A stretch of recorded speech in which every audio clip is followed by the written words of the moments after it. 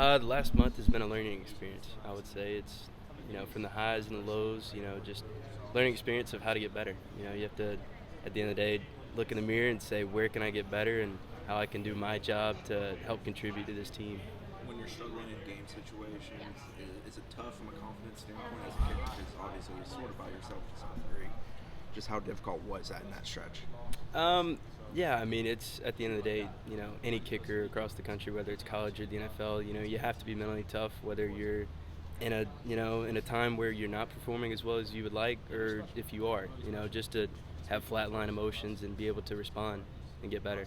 When you nailed one before the half, what did it mean for you for the way your teammates celebrated you? Yeah, I mean, I didn't really, I was kind of swarmed as soon as it came off my foot, and then I watched the video of it, and I see the whole sideline coming out. So that meant a lot. I mean, I have great teammates. Like, this team we're so close together. We have each other's back. We'll pick each other up when one of us is down, and just really supportive. What do you lean on for advice, whether it's mechanics or the mental side of kicking or whatnot? I would say mostly my dad, because at the end of the day, he's been watching me kick for the longest of anybody. So he knows me better than anybody. I'm sure you've thought about it a million times. The missed kicks, the self-diagnosis. Did you figure out why it was happening? Could you put your finger on the reasoning?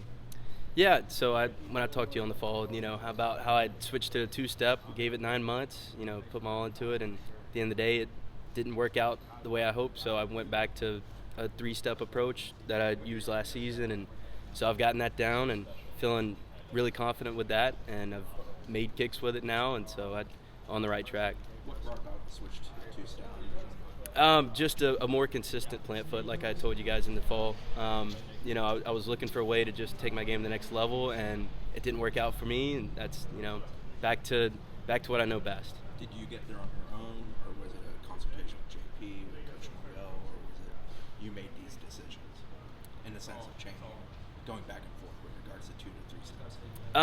No, that's more of, what's going to put me in the best position, just to help out the team. And so that's just got to look at that. And I think I've made the right decision with what I've done, switching back to a 3-step approach, and I'm excited for this weekend.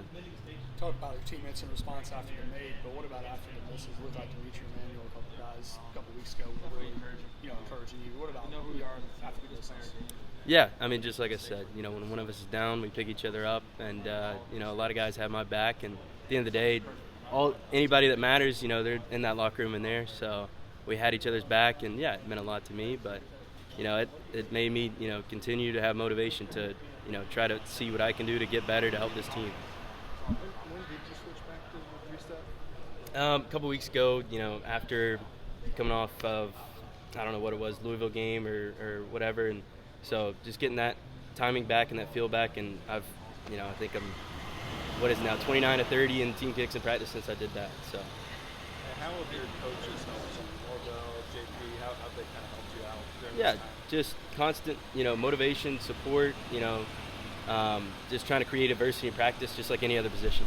How do you try to handle criticism, and how much do you kind of hear that noise from fans, and just Twitter chatter, that kind of thing? Yeah, that's always going to be out there, whether you're at the college level or the pro level. That's part of it. And so, I mean, like I just said, the only guys' opinions that matter are the ones in that locker room. And so, at the end of the day, it's pretty irrelevant. Was there ever a time where you were like, "Hey, gosh, guys, chill out"? Kind of. No, I mean, if anything, I embrace it. It's just more motivation to get better.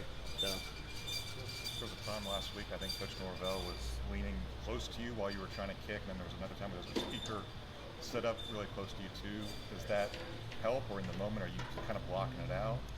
Yeah, I mean, it's just added adversity and distractions just so I can, it helps me maintain focus on my technique in a kick, trying to create it as game-like as possible, just anything to try to throw me off to where I have to maintain focus on my technique.